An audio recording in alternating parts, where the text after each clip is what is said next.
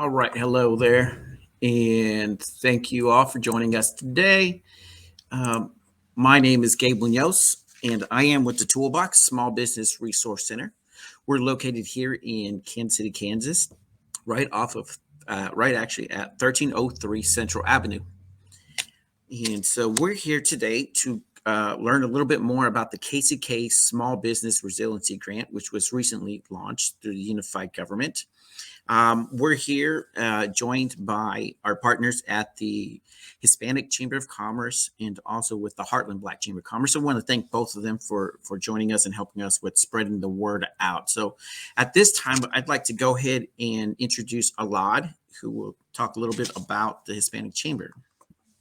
Thank you for that, Gabe, and thank you for the opportunity for allowing us to partner on this.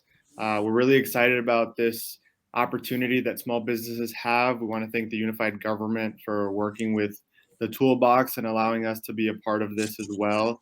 Like Gabe mentioned, my name is Alad Aguirre. I work for the Hispanic Chamber of Commerce, and I work really closely with the Heartland Black Chamber of Commerce.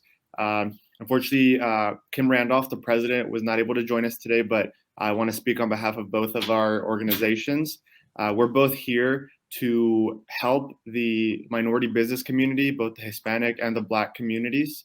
If you all have questions about opening up a new business, growing your existing businesses, or any business-related questions in general, we're here to serve the community, both the Kansas and Missouri side. We're located downtown KCMO. And the Heartland Black Chamber is located close to Swope Health Medical Center. So if you just look us up online, we'd be happy to help. And we always enjoy the opportunity to partner with Gabe at the Toolbox and the unified government. So once again, thank you for the opportunity. And we look forward to continuing to promote today's opportunity with this resiliency grant. So thanks again, Gabe. Hi, thank you a lot. Appreciate it. And as I mentioned earlier, my name is Gabe Munoz with the Toolbox Small Business Resource Center. We're a one-stop shop for aspiring and current entrepreneurs here in Wyandotte County. So we can assist you with all your different needs regarding permits and licensing at the federal, state, and local level, as well as with putting together your business plan, identifying and learning about the different resources that exist, such as this new resiliency grant and other funding opportunities. So we're here really to be a partner for small businesses in Wyandotte County. So we know that entrepreneurship is a great tool to move up economically and create opportunities for our communities. We know that small business is the heart and engine of our economy, but the entrepreneurship can be tough. At times it can be lonely. At times you can start to question yourself. And so we want to be here as your partner. All the services that we do offer currently have no costs or fees associated with them. And so we would ask, please just reach out to us with any questions that you may have. But moving on, for the whole reason for today's session. So today we're here to talk about the new Small Business Resiliency Grant. And we're very fortunate and lucky here to have Ms. Shaya Lockett with us. She is the Small Business Liaison for the Unified Government of Wyandotte County here in Kansas City, Kansas. So she's worked for the UG for the past 14 years. And in her current role, she's been in her role for about 4 years now as a small business liaison, which helps build a bridge between the public, specifically small businesses, and the different UG departments to help make that process of starting a business a bit easier on those who want to get business started. So her part and her role has served a pivotal place during COVID, helping to create funding and grant opportunities to small businesses.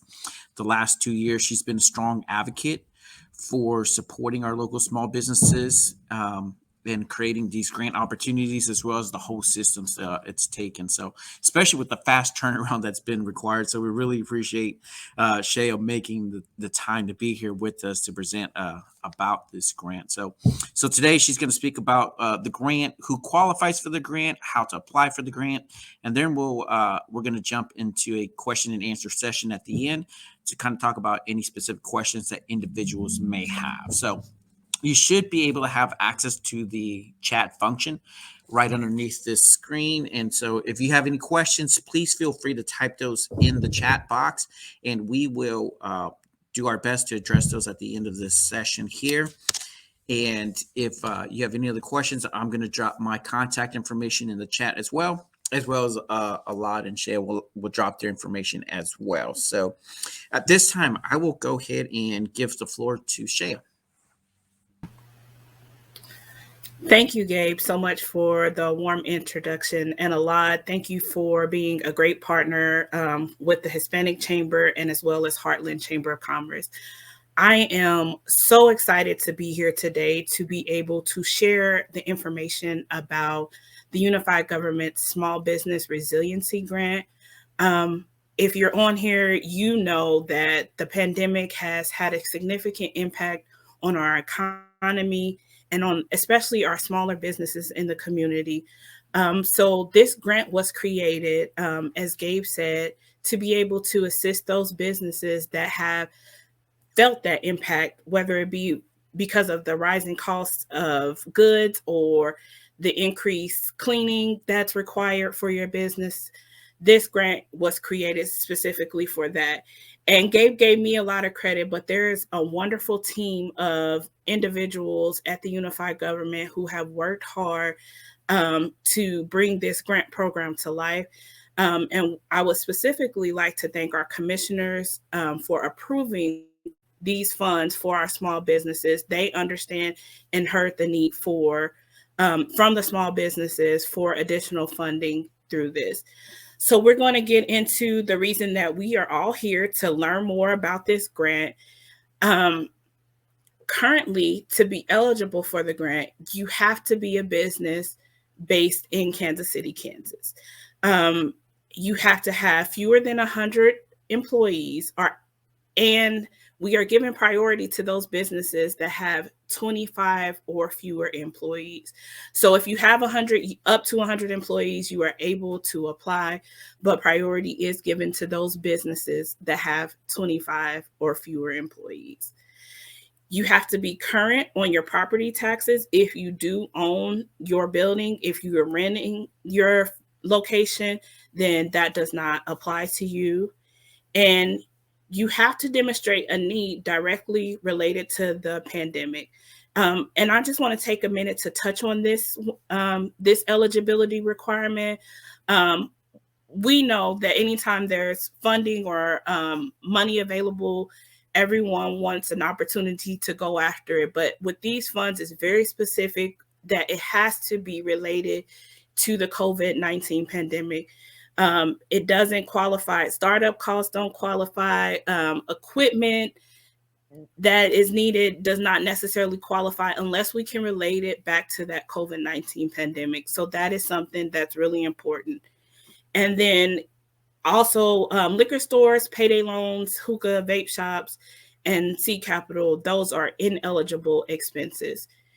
And those who are online, please feel free to drop any questions, and I can stop and answer them throughout the presentation as we're reviewing some of the information. So, what are eligible expenses? You can apply for up to $10,000 if you need facility remediation. Facility remediation is any cost that's related to the cleaning or disinfecting of your business. That can include your PPE supplies that are needed for your employees.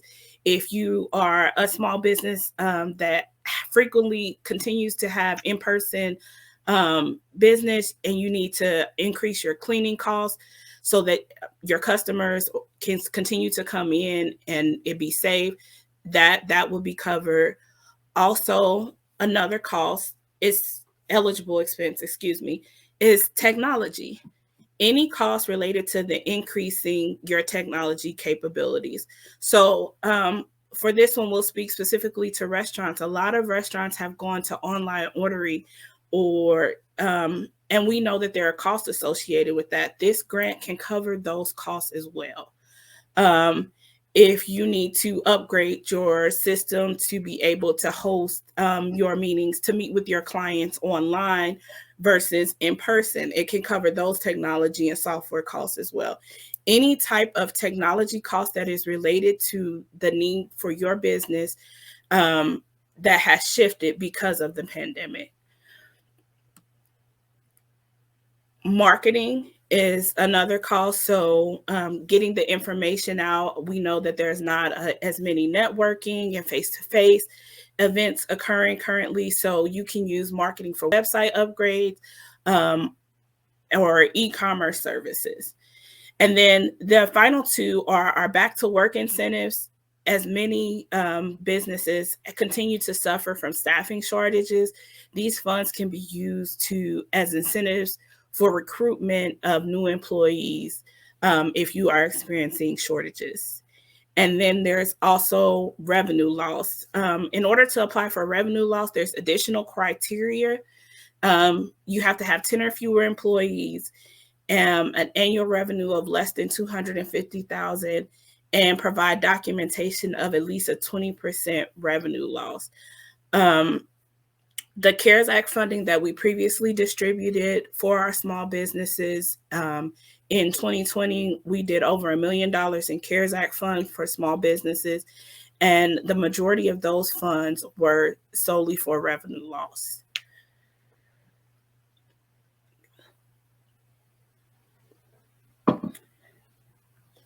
So what information will you need if you want to apply for this grant? We need a copy of your 2019 and 2020 tax returns, your 2021 occupational tax certificate, which is a tax certificate you receive from the Unified Government's Business License Department. If your business is eligible for the Secretary of State registration certificate, I know not all businesses are required for that, but if you are a business that has one, we would like a copy of that. A copy of your lease agreement or real estate contract verifying your location, and the planned documentation of how you plan to spend the funds, or if you've already spent them and you're requesting reimbursement and invoice for those. Do we have any? Okay. I was trying to read the comments to see if we had any questions. And Gabe is sharing the information in the chat for those as I'm going over it. Yes. I'm sharing stuff, in the chat. I can let you know if we come up with if there's any questions that come up. Okay, perfect. Yeah, no, thank you. So let's talk about how do we apply for this grant. The application is on the Unified Government's website, and the best way to access the grant is if you go to the Unified Government's webpage at www.wykck.org. And on that homepage, there's a search feature, and you can search Resiliency Grant, and it will take you directly to the grant, to the page that has that link to the application. Gabe has also shared the direct link to the application. But once you get there, the first thing that you're required to do is to register your email. And we request the registration of the email to verify that it is an active email and that we can continue to communicate with the business throughout the process.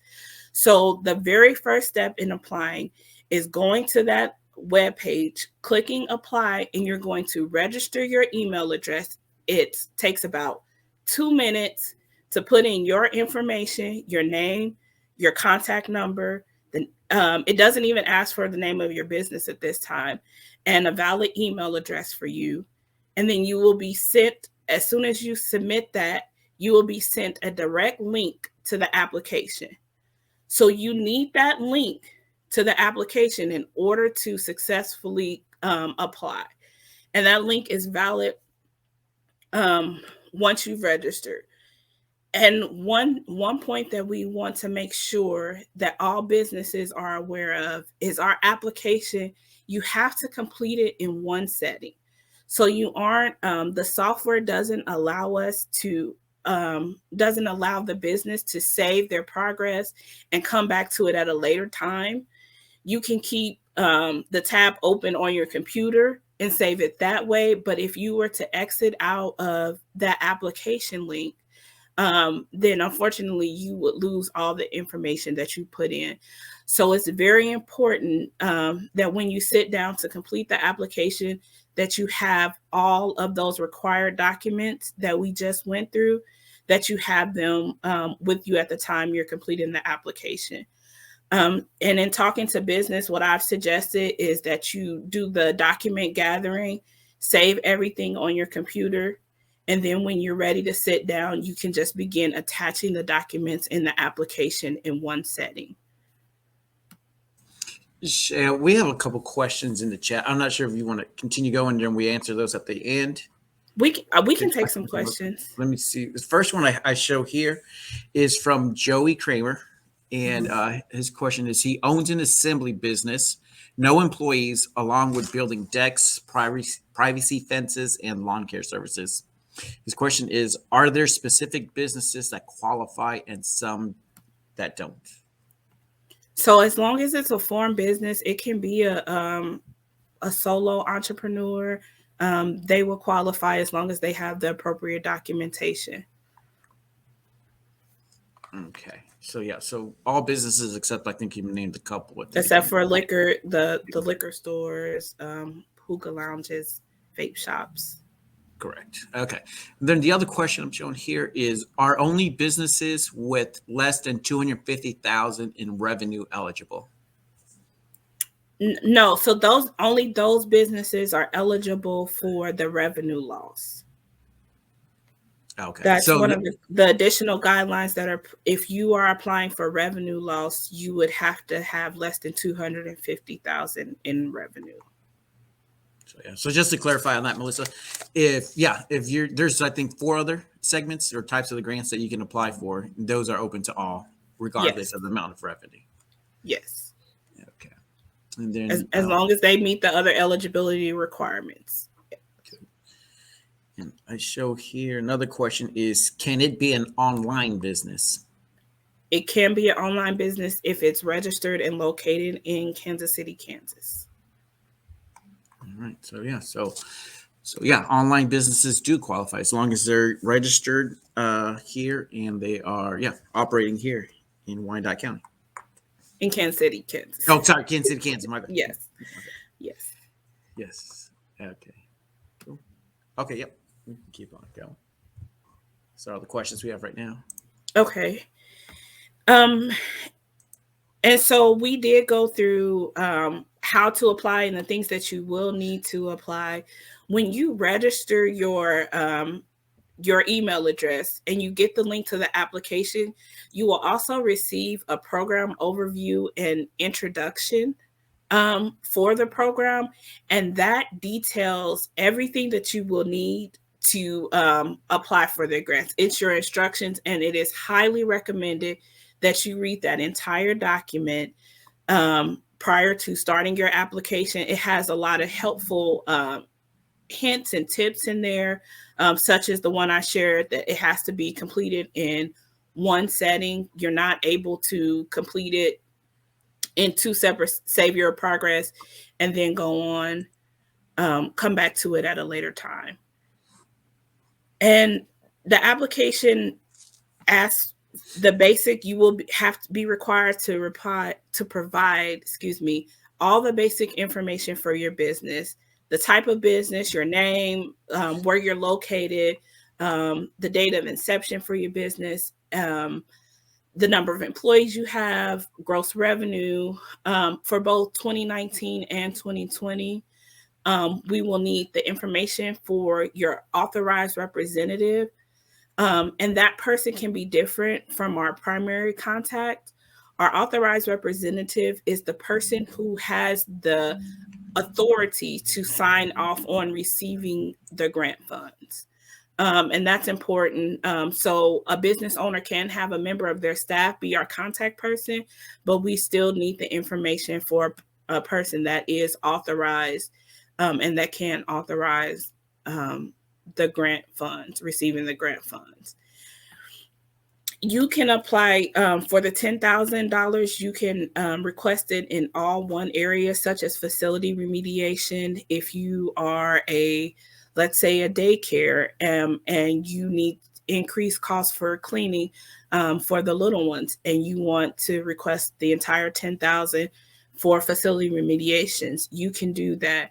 Or if you also need funds for facility remediation, and you want to also incorporate a new technology for parents that may not be coming in and out of the daycare facility in the same way, you can put a portion of the funds towards facility remediation and a portion of the funds towards technology.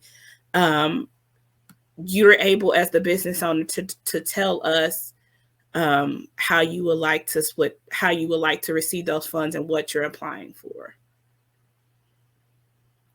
And the application is completely web-based. And we have recognized that this has created somewhat of a challenge for some of our business owners who may not be as familiar with some of the technology. So our office, I'm going to offer office hours specifically for the grant for individuals who may need to come in person and need assistance with things such as scanning documents so that they can upload them to the computer for the application. And we will begin those next week, Tuesday mornings from 9 a.m. until 11 a.m. And we will do Thursday afternoons from 1:30 to 3:30.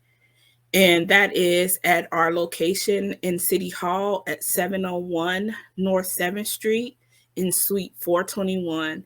And again, that's Tuesday mornings from 9 to 11 and Thursdays from 1:30 in the afternoon to 3:30 in the afternoon.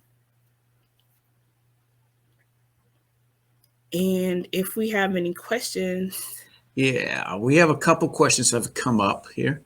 Okay. So let's see here. So the first one was, what if they started in 2021 and they don't have any tax information available?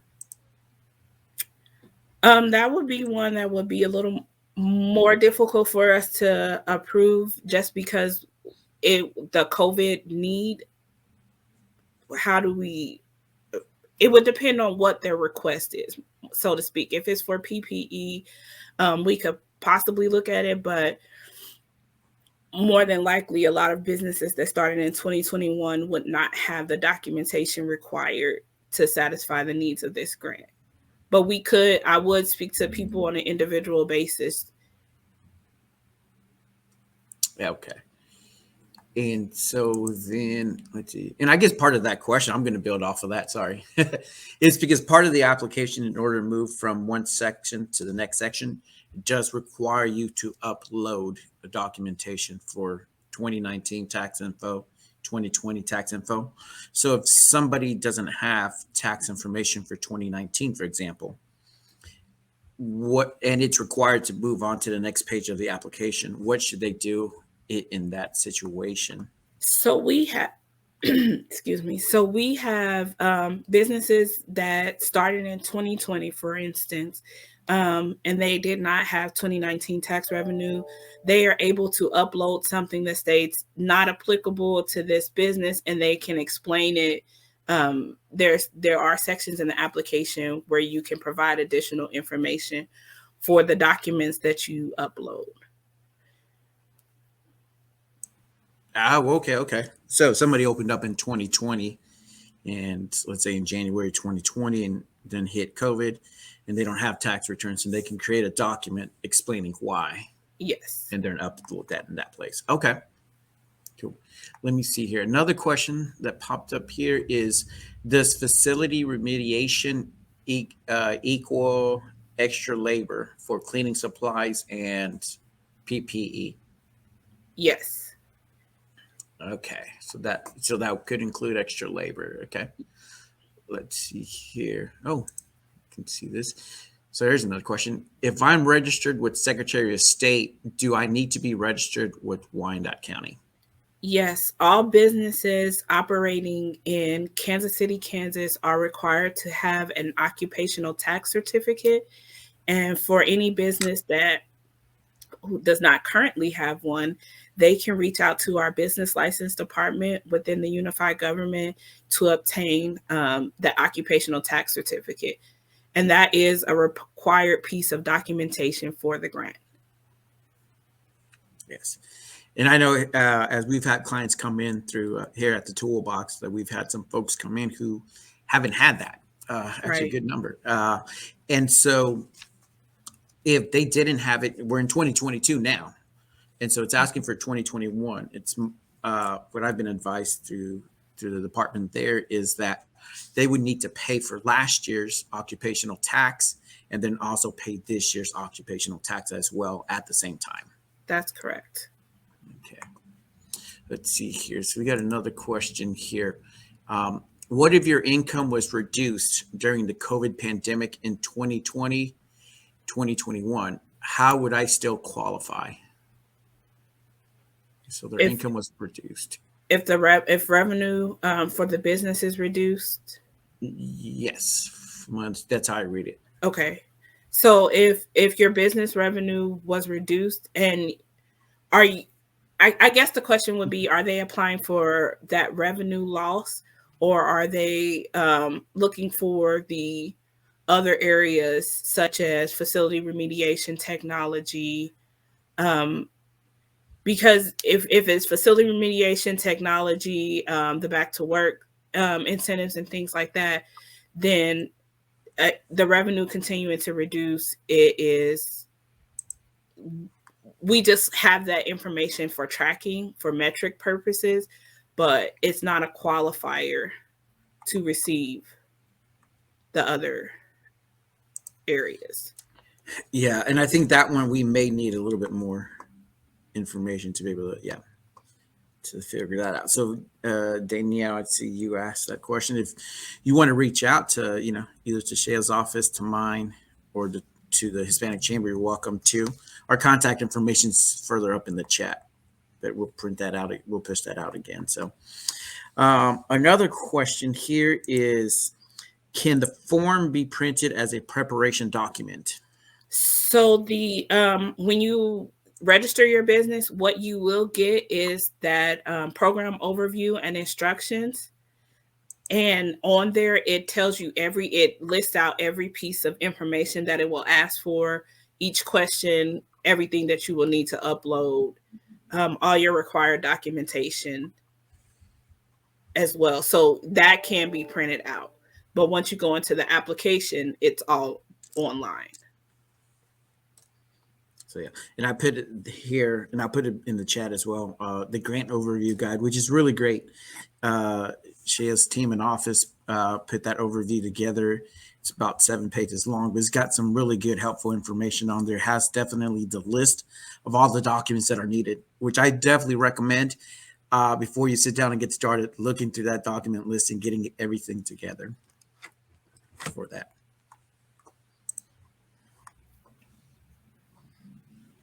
I don't see any other questions yet.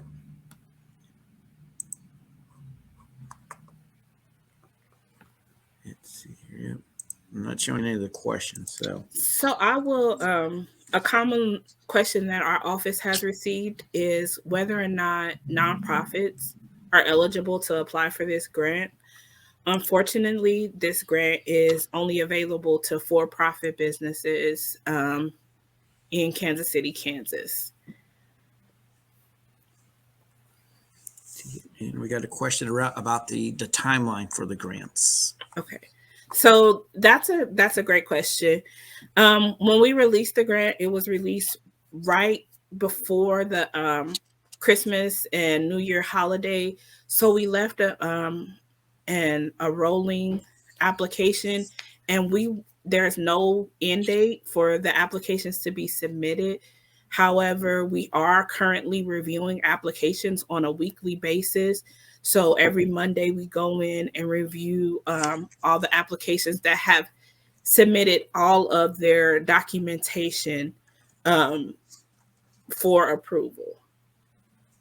And once we are out of funds, we will close the application portal, and we will notify everyone that the funds have been issued to all of the businesses. Shaya, is the application available in Spanish? It is. Okay. The application, you can select Spanish or English as your preferred language. Awesome. And then with the office hours that y'all are providing, will you have somebody available to assist in Spanish as well? So on those days, no. Okay. Well, I was going to say, and if you guys do have an influx of folks, feel free to send them our way. I know Gabe also is able to provide assistance in Spanish, so we'd be more than happy to help out with the folks who are Spanish only. Yeah. We will definitely lean on you all. We do have staff that is bilingual as well, and she'd be willing to help, but I think on those days we would not have our bilingual staff in office.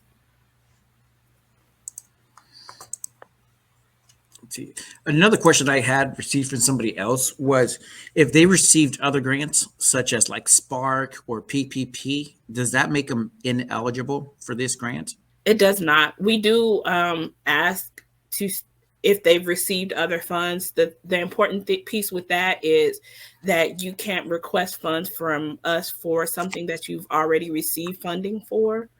So we do ask just to see who has received funding and who they've received it from. Okay, cool. Let's see, we got a question that popped up here, and that question is, are eligible applicants being notified once applications are reviewed if they receive the funds? So yes, when we approve it for funding, the applicant will receive an email, and after that email, it'll take about 2 weeks before they receive those funds. Okay. And then I will also say that throughout the process, the team will be reaching out if there's any questions or if we need clarification for something, which is why that registration and verifying that email is so important for us, because the team will reach out and request that additional information. Okay. And there is a follow-up question here. So when would funds begin to roll to businesses if the application is approved? Yeah, that 2 week, about that 2 week period, that gives our finance team the opportunity to go ahead and issue those payments.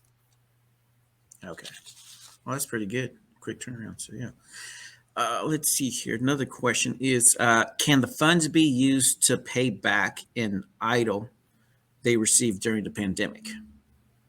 No. Okay. Got that question answered. Let me see here. And you've answered some of the questions that I had here ahead of time. So that's good.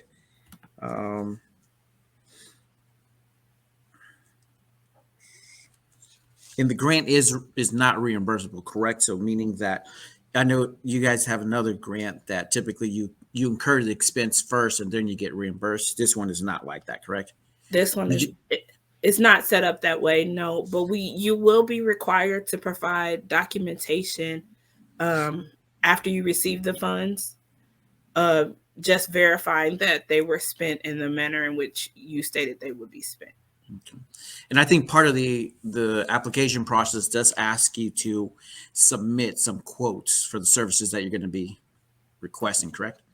Yes. So if you are, for instance, if you're requesting cleaning services, we can't just accept $10,000. I want to use $10,000 in cleaning service. We need to see a quote from a contractor, a cleaning business, showing what that cost will be on a weekly, a monthly basis, or however you have it set up to verify that $10,000 is actually needed.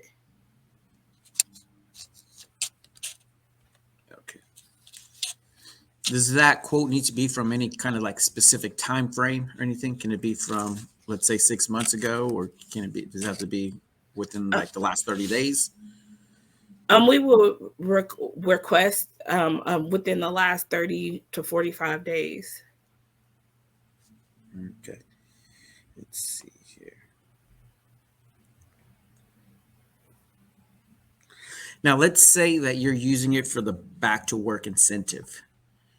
You wouldn't necessarily have a quote. How would you recommend somebody on that piece? Like maybe they don't have somebody on staff yet, but they want to bring them back to work. Yeah, so they can provide us with whatever their policy is as far as how they plan to distribute those funds. Okay.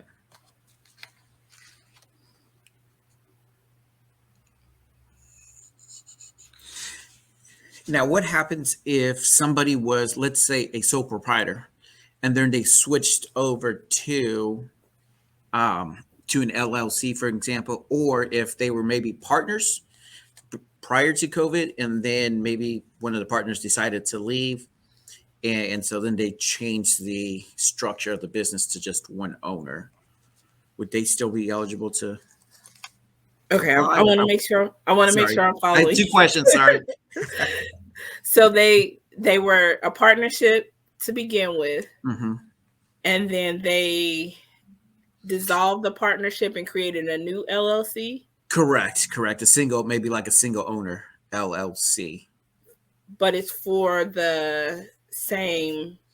It's still the same business, but it's a different LLC. But it's a different LLC. Would that still be considered? So that would be one that I would say I would take to our legal team, just to verify if we would be able to, because they will be working with a different EIN number if it's a new LLC, and that new EIN number would not meet the qualifications more than likely that's required with this grant. So I don't know if there's any type of paperwork that links those two businesses together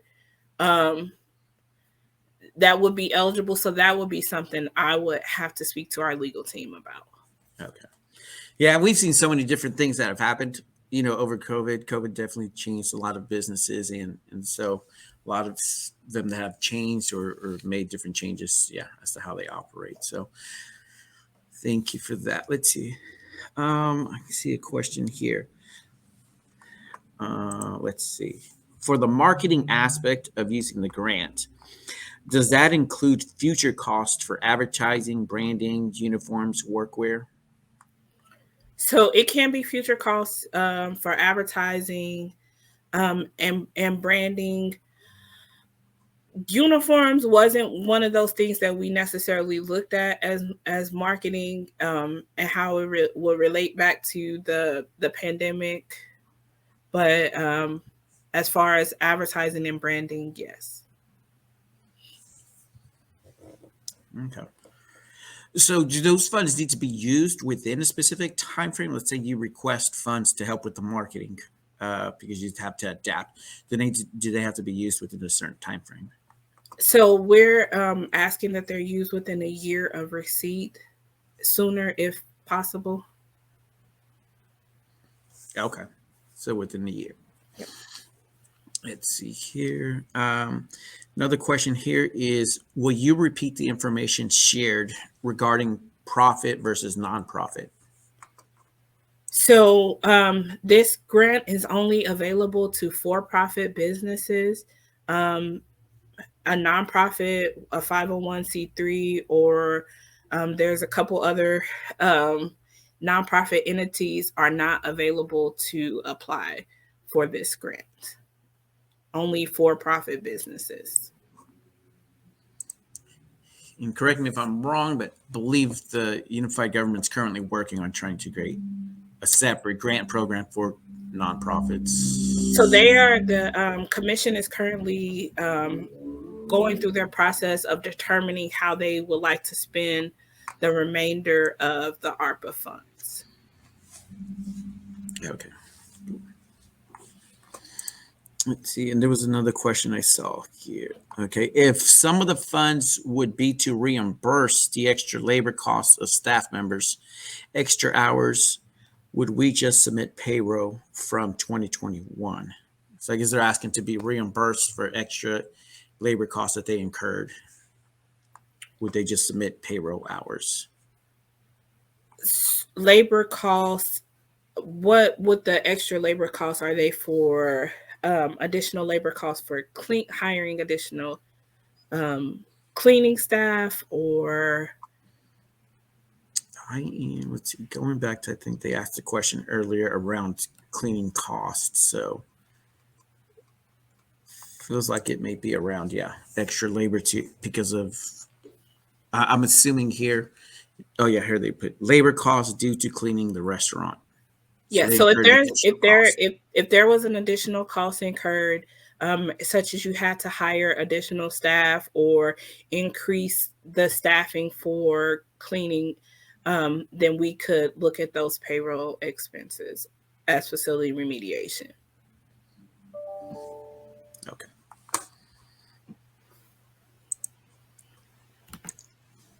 And then let's see here. I was going to ask, I was trying to look for it here, but because for the revenue loss portion of it, only specific zip codes qualify, correct? Yes. And I was going to ask if you knew those by chance. I was trying to find I do. They are, give me just a second. Yeah. They're based on the qualified census tracts. And so they are businesses that are in 66101, 102, 103, 104, and 105. Okay.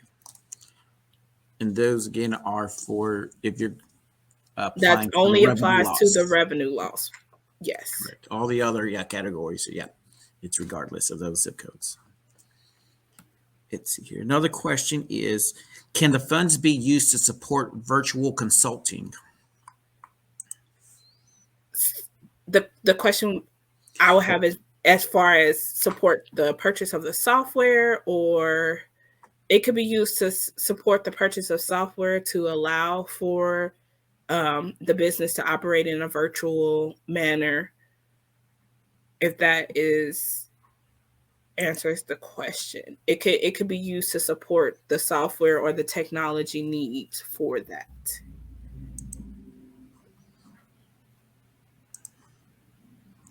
So if they were doing in-person consulting and then they transitioned over to virtual online consulting and needed to purchase additional software, or then that could be included. Yes.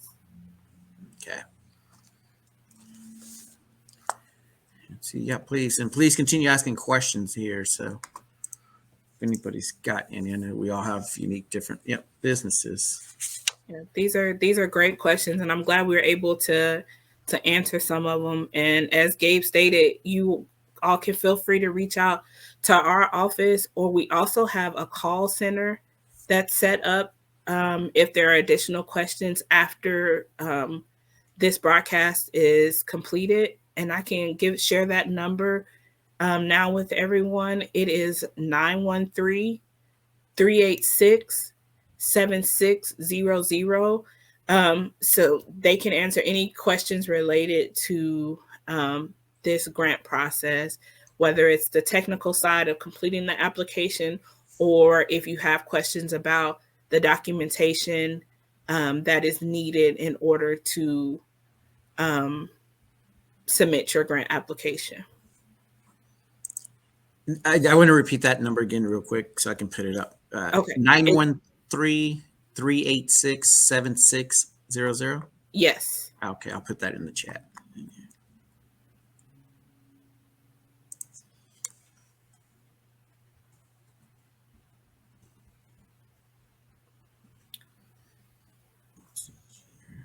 And we got another question here. Let's see. For the marketing, you mentioned it can be used for website overhaul, but what about SEO? SEO. Search engine optimization. Okay, yes.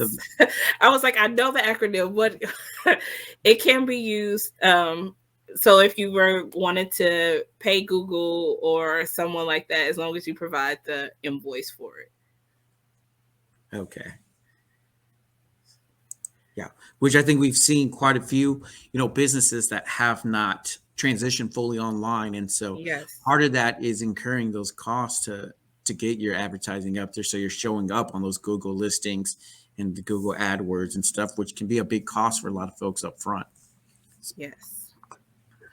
And we know in this day and age, a lot of us use our phones or our computers if we're looking for a business and being able to search. So we called it the Resiliency Grant because we want this funding to help our businesses continue to grow and be sustainable through the pandemic, but not just through the pandemic, but past the pandemic.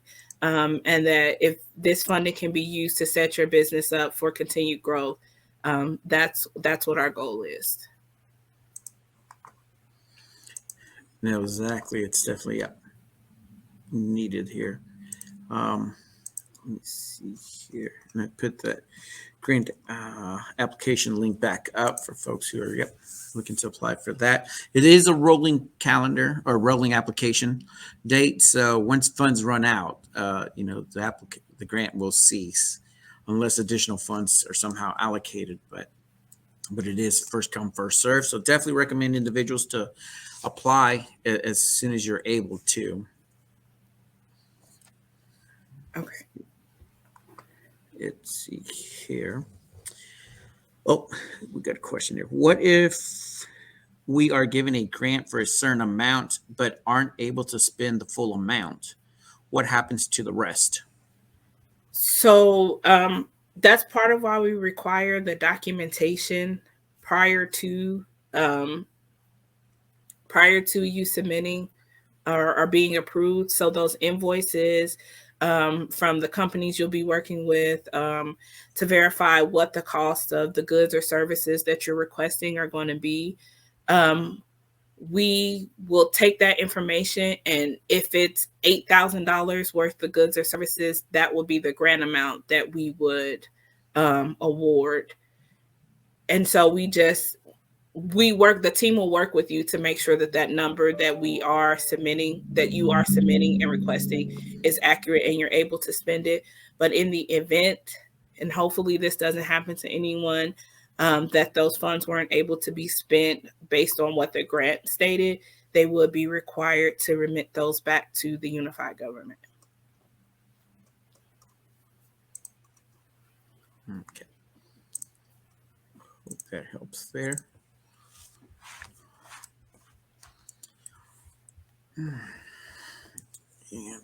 we got a thumbs up. So, yep. I think you answered that question for them.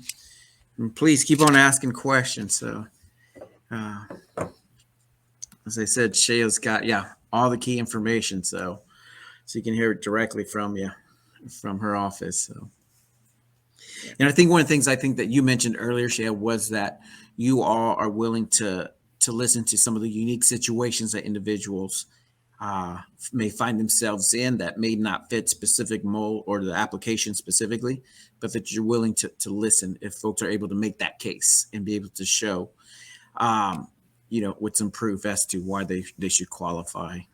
Yeah, I definitely encourage you to reach out to our office or the call center if there is specific questions on whether you qualify, if you could possibly qualify. We rather answer those questions and speak to you than for you to possibly be eligible and not apply. So we are definitely willing to listen and answer questions. Like the one question I said, I would have to speak to our legal team. There may be some questions that we have to speak to our legal team about, but we definitely want to do all that we can to help make sure that the funding gets to those businesses that are in need of it and qualify for it.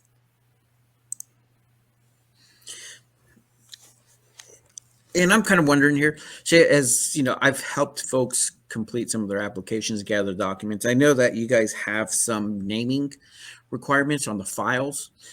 Now, I know some folks sometimes aren't as technology savvy and know how to save the different files and change the names and everything. Is that going to kick them out? Or is there going to be, I know because you got like blank business taxes 2019, something like specific names you all want to use. And so I recommend folks, follow that as much as possible, but it doesn't, it won't cause a delay maybe. It won't kick them out. It just helps with the reviewing process when you know exactly what this is 2020's taxes, or this is 2021's taxes, or 2019's taxes. When you're looking for a specific document and you're able to go in and it's labeled as that, it just assists in that review process. Okay. Now, do they have to be in a certain file format? Like PDF, or because I've seen some folks that we've helped where they do everything on their phone, so they're taking screenshots and it becomes out into like a JPEG. So we have used JPEGs, and that's again where we can assist with that if there's something that needs to be scanned into a PDF. Sometimes the JPEG, depending on the quality of the picture, it may be difficult to get the information that we need from that document and verify it. So that's where those office hours on Tuesdays from 9 a.m. to 11 a.m. and on Thursdays from 1:30 to 3:30 are going to be crucial if they need assistance with that. Okay. I'm gonna post those office hours here in the chat. So office hours are going to be Tuesdays then from 9 a.m. to 11 a.m. and on Thursdays, correct? Yes, not this Thursday. It begins next week. Okay.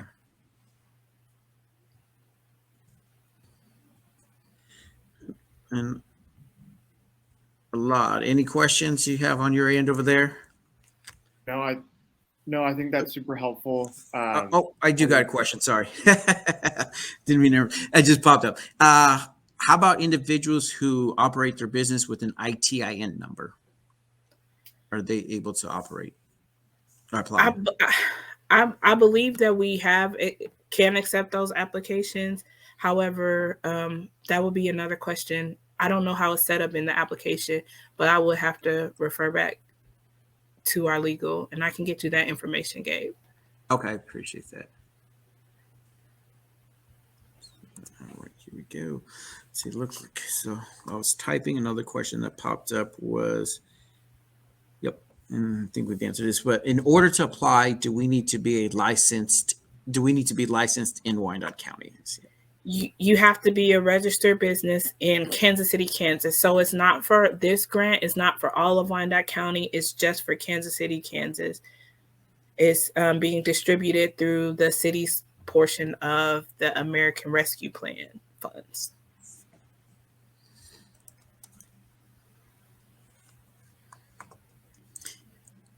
And more than just being licensed, they need to be KCK based businesses, correct? Yes. Because you could be technically, I think, a KCK business and licensed. So, but we want them to be KCK. They have to be KCK based businesses. Yes. So, their business address has to be in Kansas City, Kansas. Okay. So let's see here. And I know we're coming up here on the end of the hour here. We've had quite a few great questions from everybody, so appreciate everybody who's been asking questions. I think at the end of the day, we want to make sure that those businesses that have been affected the most are getting this information. So we ask you, please share this with your family and your friends, your network of individuals. And, if you have questions, please feel free to reach out to the Unified Government during their office hours. They also have the call center, which we posted the phone number in the chat. The Hispanic Chamber of Commerce is also available, as well as the Toolbox Small Business Center. We are also available here to help individuals with any questions, or if you need help in a different language, the Hispanic Chamber can help those in Spanish, and we can assist those in Spanish or in other languages. We're happy to bring in an interpreter if needed. We want to make sure that our businesses are here and they continue to thrive through this pandemic. Let's see. It looks like we've got a couple other questions popping up here. Let's see. Is this for businesses pre-COVID, or can new businesses apply as well? So it doesn't have to necessarily be a business that started pre-COVID, but the business is going to be required to provide the documentation that's requested. So if you weren't open in 2019, but perhaps open in 2020 and can provide those 2020 taxes and demonstrate the need because of COVID, then you would still be an eligible business. It cannot be used as seed capital or to help for startup costs for businesses or anything along those lines, though. Let's see. And here's another question we answered before here, but how do we become licensed in WYCO or KCK? So that's a great question. You can reach out to our business license department for the unified government, and they will assist you in getting your business registered and licensed here in Kansas City, Kansas. Yes. So yeah. And so, yeah, so you would get that. You'd pay the occupational tax for that. If you have a physical building or location, that part of that process requires the building inspection, correct? It requires a zoning clearance. Yes. Okay. So great. Well, if the both of you want to put your contact information in the chat, that would be good if you're able to. If not, we will.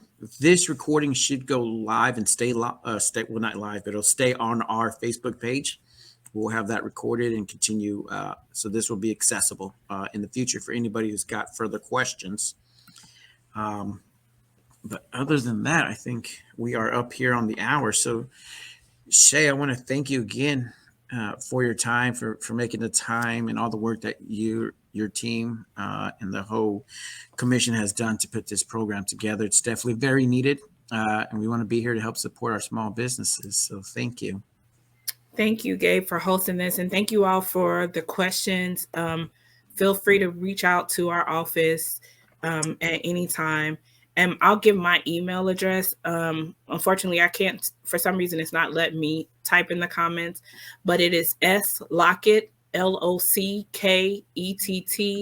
at wykckck.org. All right. And now I'm going to go ahead and type that up in there for you.